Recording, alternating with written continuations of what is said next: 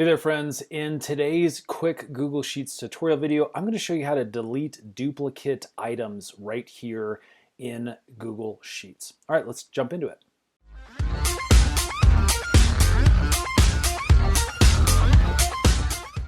Okay, now again, this is a very simple spreadsheet, so you may have to adjust things based off of your specific data. But what I want to show you today is how to delete like duplicate rows, duplicate information that may have been entered twice onto a spreadsheet. So as you can see down here, we've got our sales team, we've got some dates, but a lot of these are duplicates. So what I want to do is I want to find and remove those. Now Google Sheets has a really powerful tool that you can use to do this.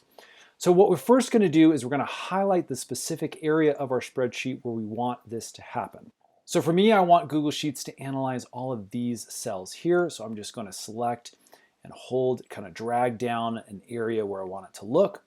And then what I'm going to do is I'm going to come up here to this data menu. And once I click on that, we can come down here to data cleanup. So now I can come over here and I can click on this remove duplicates option. So let me click on that. So as you can see, it's highlighting 8 rows and 4 columns. And then you can also click on this if you'd like to expand things out a little bit more. Or if there's a header row, you can actually click on this specific guy.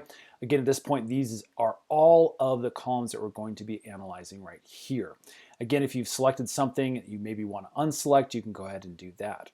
Now we can go ahead and click the Remove Duplicates button. Remember, once you do this, all of those duplicate data items are going to be deleted. So if there's anything that potentially differs, just remember that this is going to remove that data. So watch what happens when I click this.